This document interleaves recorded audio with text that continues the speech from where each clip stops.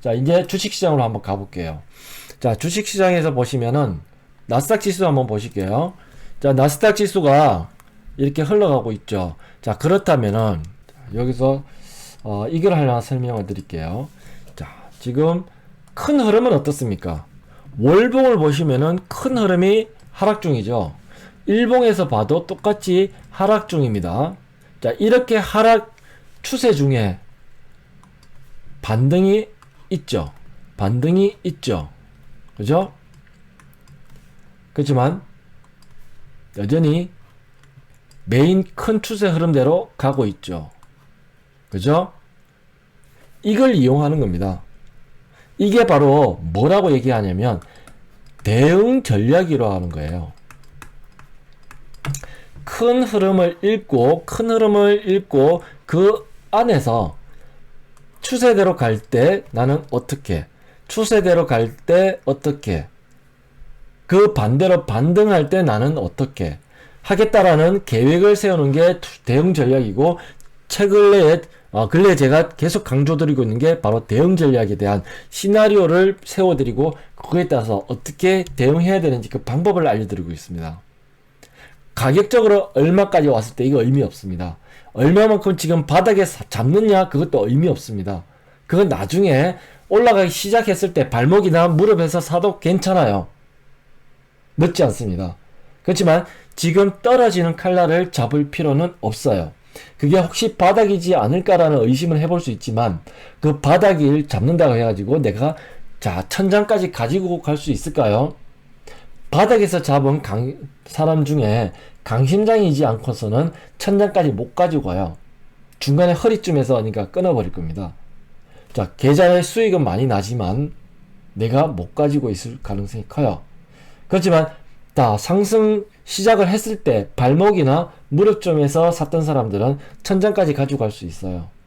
그러면서 천장을 보고 나서 그 다음에 꺾어지는 타이밍에 목이나 어깨 정도에서 다시 팔고 나올 수 있죠. 그러면 몸통을 먹는 수익을 낼 수 있습니다. 그렇지만 지금 이렇게 하락 추세에서 계속 무작정 배팅을 했다가 당하고 배팅했다 당하고 하다 보면은 나중에 다시 상승 턴할 때 그때 배팅할 돈이 없어요. 혹은 다 물려 있거나. 그래서 대응 전략이 정말 중요하다는 말씀을 드리고요. 그래서 대응을 잘 하십사. 이거는 좀 어렵기도 하고 그리고 많은 경험이 좀 바탕이 돼야 돼요. 그래서 제가 이렇게 계속 말씀을 드리는 거예요. 제가 갖고 오랫동안 이제 이렇게 좀 쌓았던 노하우들이 좀 있어요. 그것을 바탕으로 해가지고 여러분께 이제 알려드리고자 하는 게 제가 어떤 제 나름대로 갖고 있는 소명이고요. 이것을 어떻게 잘 전달해 드릴까? 제가 어렵게 설명하면 제 잘못일 거예요. 그리고 그러면 질문 주세요. 그럼 제가 다시 한번 더 쉽게 설명드리는 것을 얼마든지 반복해 드릴게요. 아시겠죠? 그래서 투자에 도움이 되시길 저는 바랄 뿐입니다. 자, 다시 돌아와서요. 대응 전략을 잘 세우셔야 되고요. 제가 최근에 말씀드렸던 대응 전략은 여기 있었습니다. 기억나시죠? 여기 올라가면은 여기는 매물권입니다. 이 매물권에서는 자, 꺾어질 수밖에 없기 때문에 물량을 줄이셔야 됩니다. 줄이셔야 됩니다. 줄이셔야 됩니다. 라고 반복해 드렸어요. 자, 그리고 나서 자, 시장이 여지없이 떨어졌습니다. 그리고 반등했을 때도 여기에도 늦었지만 이 위에서 못 줄였으면 위에서 못 줄이셨으면 여기서라도 줄이세요 라고 말씀드렸어요. 그럼 여기서라도 내가 가진 물량을 못 줄이셨으면 해지라도 하세요 라고 했어요. 해지 기억나시죠? 해지. 자, 해지는 달리 생각하면은 일종의 보험이라고 볼 수 있습니다.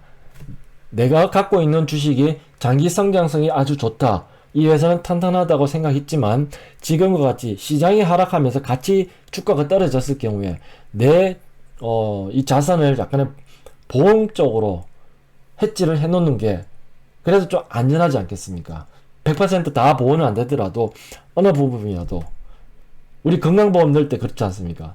내가 아파가지고 그래서 큰 병에 병원비가 많이 들 때 보험에 들어간 게 있으면 그 보험이 어느 정도 이제 보험금이 병원비가 어느 정도 이제 보탬이 되지 않습니까? 똑같아요. 내가 갖고 있는 아주 유망한 주식인데 내가 그래서 믿고 가는 건데 그렇지만 시장에 따라서 얘가 주가가 떨어져서 손실이 마이너스가 어느 정도 나겠죠. 그렇다면 내가 해지 물량을 넣어놨다라면 해지해서 수익이 날 겁니다. 그러면 얘가 이 마이너스를 어느 정도 커버해 주는 거죠.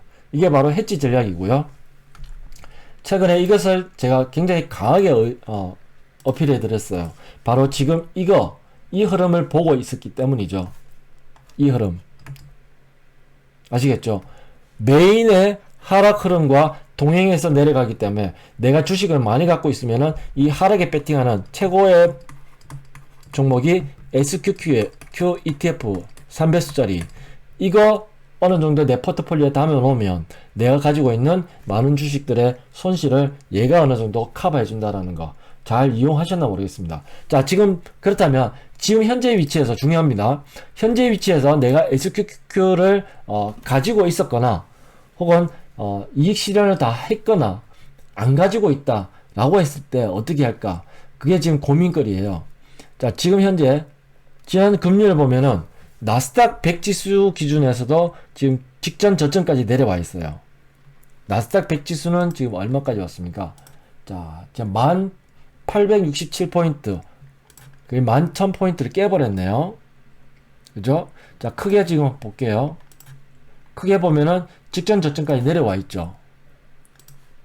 여기까지. 그죠? 그리고 아래 꼬리를 살짝 달았습니다. 다 똑같아요. S&P 500. 얘도 지난 금요일날 직전 저점까지 내려왔죠. 그리고 찍고 아래 꼬리 살짝 달고 있습니다. 자, 나스닥 지수. 얘도 마찬가지죠. 직전 저점까지 내려왔다가 거기서 살짝 아래 꼬리 달고 있어요. 자, 그렇다면은 지금 흐름은 당연해요. 직전 저점까지 와 있다는 얘기죠. 직전 저점까지 왔기 때문에 여기서 아래 꼬리 달고 살짝 그들도 시장 참여자들도 지금 다음 주에 어떻게 될지 모르겠다인 겁니다. 여기서 자, 다음 주가 됐을 때 깨고 내려갈 수도 있고 혹은 직전 저점까지 내려왔으니까 지난 6월달에 찍었던 바닥까지 내려왔으니까 여기서 일말의 반등이라도 있을 거다 라는 시나리오도 있을 겁니다. 그렇기 때문에 이게 상충돼 가지고 지난 금요일날 아래꼬리 달고 브레이크를 딱 걸었던 거예요. 자, 그러면 다음 주 시장을 열어봤을 때 그때 시장이 어떻게 흘러갈까요? 그거는 가봐야 합니다. 지금 예측하면은 큰일 나요. 물론 3일 연속 음봉으로 하락했기 때문에 그리고 직전 저점까지 와 있기 때문에 시장은 자, 저가 매수세도 들어오겠죠. 직전 저점까지 왔으니까 아싸 지금 싼 가격에 들어가야 되겠다 해서 지금 매수세가 들어올 수도 있어요. 그렇지만 위에서 다시 경기 흐름을 안 좋게 보고 매도하는 세력이 또 나타나겠죠. 그러면 둘이 싸우겠죠. 밑에서는 저가 매수, 위에서는 불안에 따라서 또 매도. 그래서 매도가 막 격렬하게 일어납니다. 그러면 한쪽이 이길 때도 있고 한쪽이 이길 때도 있어요. 그렇다면 시장은 올라갈 때도 있고 내려갈 때도 있고 막 이렇게 혼조세가 될 겁니다. 그러다가 특히나 지금은 기술적 분석상에서 어떻습니까? 많이 벌어져 있죠. 간격이. 현재 주가 위치 자 21선하고 간격이 이만큼 많이 벌어져 있어요. 61선하고도 간격이 이만큼 벌어져 있습니다. 그리고 저 위에 241선하고도 간격이 이렇게 많이 벌어져 있어요. 그러면 뭐가 필요하냐면요. 간격. 이 간격을 다른 말로 이격 줄이기를 할 거예요. 이렇게 과도하게 급격하게 단기간에 흐름이 이어졌으면 그 다음에는 이렇게 이격을 줄이는 그 흐름이 단기적으로 나올 수가 있습니다. 그 이격 줄이기 하는 과정에 이렇게 반등을 줄 수도 있고요. 그에 따라서 또 반락을 줄 수도 있습니다. 왔다 갔다 할 거예요. 자, 그게 첫 번째 시나리오고요. 그렇게 이격 줄이기를 하다가 21선이 돌아서는 흐름이 나오면은 케이스 2가 됩니다. 지난번에 설명드렸던 내려오다가 21선이 돌아서게 되면 이때가 케이스 2가 돼요. 케이스 1은 이제 물 건너갔죠. 자, 그 다음에 싫지만 시나리오를 또 써야 되기 때문에 이렇게 만에 하나 빠질 수도 있어요. 저점 깨고 내려갈 수도 있습니다. 매도세가 강하면 이렇게 내려올 수 있어요. 그렇다면 이때는 대기입니다. 직전 저점을 깨버렸기 때문에 이 밑에서 다시 반등을 준다는 것은 의미가 없어요. 의미가 없어요. 단기 트레이딩 말고는 의미가 없습니다. 케이스 2의 경우에는 의미가 있어요. 근데 이 저점을 깨버리고 나서 저 밑에서 다시 돈다고 했을 때는 이때는 큰 의미는 없습니다. 단기 트레이딩만 있는 거예요. 그래서 지금 케이스 2의 경우에서는 얘를 기다리면 좀 얘가 나온다면 그나마 좀 다행스럽고요. 다행스럽지만 얘도 완전하지는 못해요. 그래서 완전한 것은 이 월봉에서 찾아봐야 되고요. 월봉에서 6개월선이 턴할 때 그때를 기다려야 됩니다. 자, 그리고 얘가 나오기 전에 케이스 2가 발생을 할 거예요. 그러면 케이스 2에서 이렇게 월봉이 다시 턴하는 메인 추세 상승선이 나타나는지는 또 지켜보면서 이것이 나타났을 때 본격적으로 매수로 가담하는 게 맞고요. 반대로 그게 나타나기 전까지는 굉장히 보수적으로 접근하는 게 맞습니다. 경기 상황 지금 안 좋죠. 그리고 금리 상황 안 좋죠. 그렇기 때문에 모든 것이 안 좋고 진행성 중이기 때문에 경기가 안 좋을 때 투자를 해야 된다고 제가 말씀을 드렸지만, 그렇지만 그것들이 진행 중일 때는요, 손대는 게 아니에요. 진행 중이다가 그게 어디선가 브레이크가 걸릴 때, 아시겠죠? 금리가 계속 올라가다가 브레이크 걸렸을 때, 경기 지수들이 막 떨어지고 있다가 어디선가 브레이크가 걸릴 때, 그것을 시장에서 미리 캐치하고 시장이 어디선가 하락을 브레이크가 걸려서 거기에서 주거니 받거니 저가 매수가 본격적으로 들어와서 추세선이 반전할 때, 이때가 키포인트가 되는 겁니다. 아시겠습니까? 그래서 경기가 안 좋을 때, 자, 경기가 안 좋지 않습니까? 주식시장은 미리 움직여요. 그렇기 때문에 경기가 바닥을 찍고 돌아서기 직전에 미리 주식시장은 바닥 찍고 돌았습니다. 이 점을 명심하십시오. 그래서 이 점을, 경기가 다 좋아지고 나면은 그거는 시장은 이미 저만큼 올라가 있기 때문에 그때 따라잡는 게 아니에요. 그래서 우리는 이것을 기다리는 겁니다. 다만 주식을 지금 많이 가지고 계시다면 내 주식을 보호를 해야 되겠죠. 그래서 물량을, 반등을 줄 때마다 물량을 줄여야 된다고 계속 반복적으로 말씀드린 겁니다. 실제로 그러면 이렇게 얘기하고 있는 주하보 당신은 잘 했냐, 물량을 실제로 줄였냐. 자, 제가 한번 예를 들어서 보여드릴게요. 제가 지금 운영하고 있는 제 포트폴리오에서 비중입니다.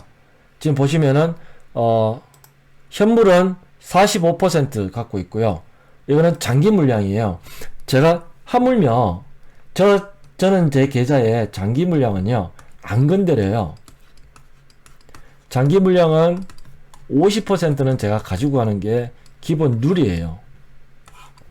장기 투자 물량은 정말 말 그대로 장기 투자 물량이니까 계좌에, 저는 계좌를 두 개는 아니고 좀 더 많긴 한데요. 큰 틀에서는 두 가지 장기 물량을 투자하는 계좌를 갖고 있고요. 그 다음에 트레이딩, 물량 조절하는 트레이딩 계좌가 또 있어요. 얘도 몇 개로 나눠 가지고 운영을 하는데요. 장기 물량은 웬만하면 안 건드립니다. 올해는 한 번도 안 건드렸는데 바로 지난주에 제가 좀 건드렸어요. 55%를 비중을 45%로 줄여버렸습니다. 경기가 지금 아까 말씀드렸던 리세션 시그널이 컨퍼런스 보드에서 발표되는 바람에, 그래서 장기 물량도 한 10% 조금 줄이는 방향으로 지금 제가 트레이딩 했고요. 트레이딩 계좌는 다 비웠습니다. 그래서 해지도 비워버렸어요. 왜냐면 장기에 대한 해지가 아니라 이 트레이딩에 대한 해지였는데 직전 저점까지 내려와 있어서 일단 해지도 다 프리를 시켜버렸고, 그리고 현금 해지를 만들었어요. 제 전략은 지금 이렇습니다. 그래서 장기 물량 45% 놔두고 나머지는 다 현금이에요. 자, 이렇게 저는 지금 운영하고 있고요. 지난주에 제가 테슬라 말씀을 많이 드렸어요. 그래서 테슬라를 저도 조금은 실수를 했습니다. 말씀을 드리고 지난주에 제가 영상을 테슬라 매수 시점이라고 영상을 하나 올려드렸어요. 자, 이 영상. 예, 그런데 이 영상을 올릴 때는 괜찮은 시그널이었어요. 다시 한번 살펴볼게요. 자, 테슬라. 지난주에는 흐름이 어땠냐 보면은 이때는 괜찮은 흐름이었어요. 그래서 자, 여기 흐름상 이렇게 급락을 줬다가 다시 급등을 주는 흐름은 여기에서 기간 조정을 줬다가 다시 올라가는 이 흐름이 나왔을 때, 예, 얘는 매수이거든요. 매수 신호예요. 그리고 월봉에서도 올라갔다가 다시 내려왔다가 내려오는데 저점을 깨지 않고 다시 그 다음에 반등을 한다면 이게 월봉의 캔들 매수 신호예요. 자, 이것들이 다 발생을 했었습니다. 그래서 제가 매수라고 말씀을 드렸는데, 자, 말씀드리고 나서 지난주 흘러가는 동안에 변수가 발생해 버렸죠. 시장에서 변수가 발생했습니다. 그래서 매수하던 것을 저는 브레이크 걸고 여기서 다시 물량을 줄이는 작업을 했어요. 그렇게 해서 지금 지난주에 제가 물량을 좀 많이 줄였습니다. 서두르지 마세요 라고 말씀을 드렸어요. 시장 흐름을 봐가면서 FOMC 회의 결과도 봐가면서 그때 대응을 합시다 라고 이제 어드바이스를 해드렸는데 그러면서 시장 흐름이 급격하게 흐름에 바뀌면서 저도 제 계좌의 물량을 비중을 이렇게 확 줄여버렸어요. 지금 종합주가 나스닥과 S&P 모두 직전 저점까지 내려와 있는데 이 상태에서 우리는 지금 어떻게 해야 되냐? 똑같습니다. 반등을 주면은 물량을 좀 줄여놓고요. 그러고 나서 해지를 하는 겁니다. 여기서 직전 저점을 깰 수도 있고 안 깨고 주거니 받거니 하다가 바닥점을 형성하고 케이스2로 갈 수도 있어요. 그 가능성도 1. 그리고 다시 직전 저점을 깨고 다시 또 한 번 더 하락을 줄 수 있는 가능성도 1. 그렇기 때문에 양방향의 가능성은 다 열어놓고 내 계좌를 어떻게 가지고 갈지 그 계획을 짜셔야 돼요. 그 대응책의 하나로서 제가 권장해드리는 게 반등을 하면 내가 갖고 있는 주식의 물량을 좀 줄이는 거예요. 그게 수익 났든 손실 났든 내가 매수가가 얼마든 그거는 솔직히 신경 안 써야 됩니다. 솔직히 그래요. 저는 제가 매수한 가격은 매수한 시점에서는 잊어버리는 것을 말씀드리고 저도 몰라요. 저도 제가 얼마에 샀는지는 기억 안 합니다. 다만 비중은 생각하고 있어요.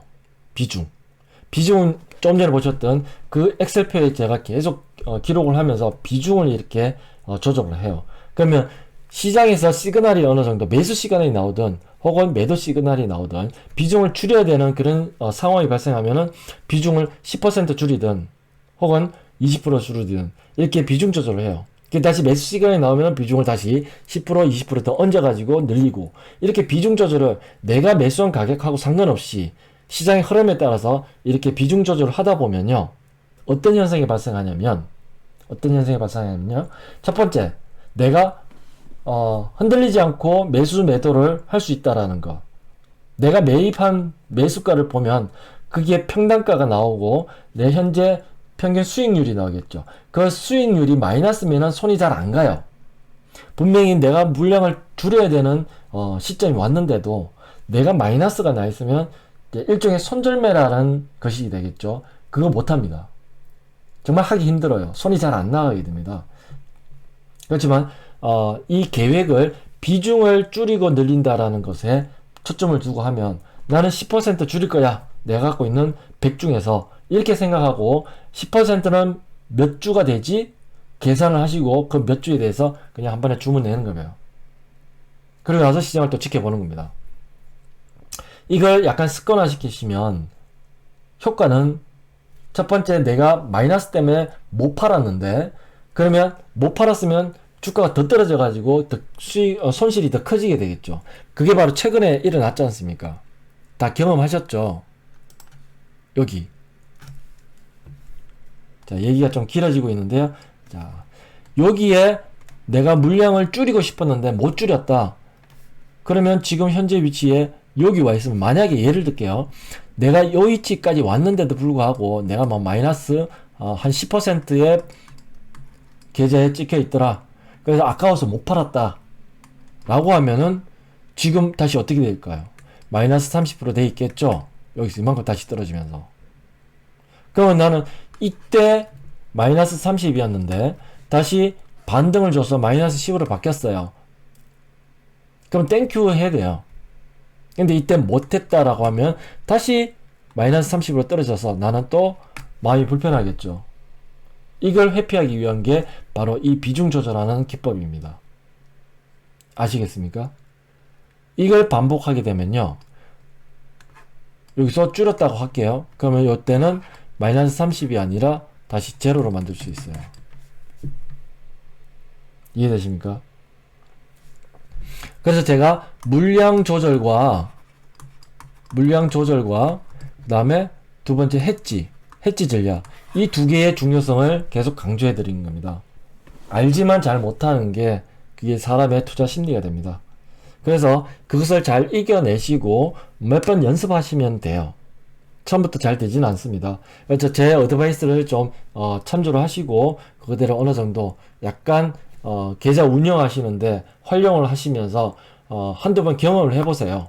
그리고 나서 그게 효과가 있다라고 와닿으면 한 번씩 스스로 해보시면서 내 계좌를 보호하고 잘 운영하는 그 습관을 들이시면 아무리 이렇게 혼란스럽고 막 왔다 갔다 정신없는 장세라도 내 계좌 수익률은 지킬 수가 있습니다.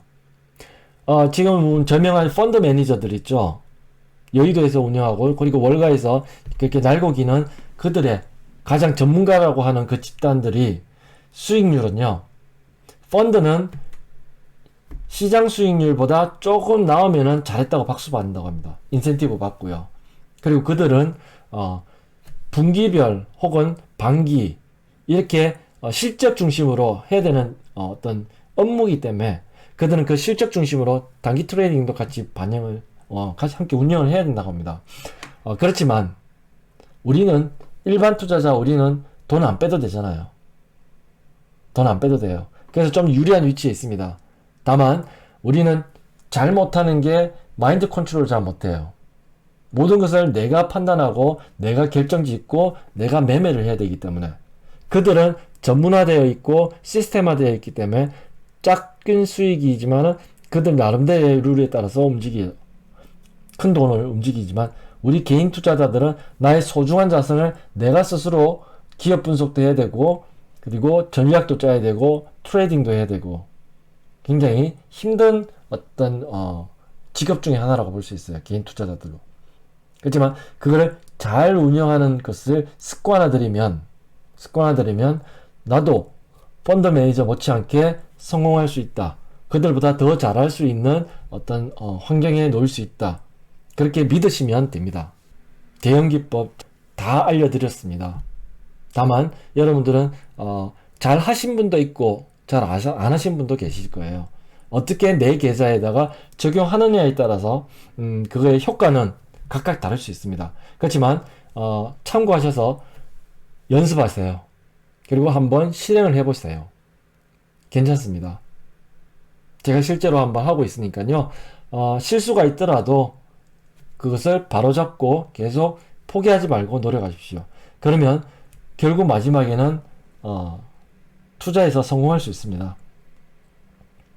예, 오늘은 주말이고 시장이 어렵고 워낙 좀 어떤 변동의 가두리 속에 있기 때문에 제가 좀 말씀을 길게 드렸습니다. 하나하나 곱씹어 보시면서 투자에 참고하고 도움이 되셨으면 합니다. 네, 긴 영상 봐주셔서 감사합니다.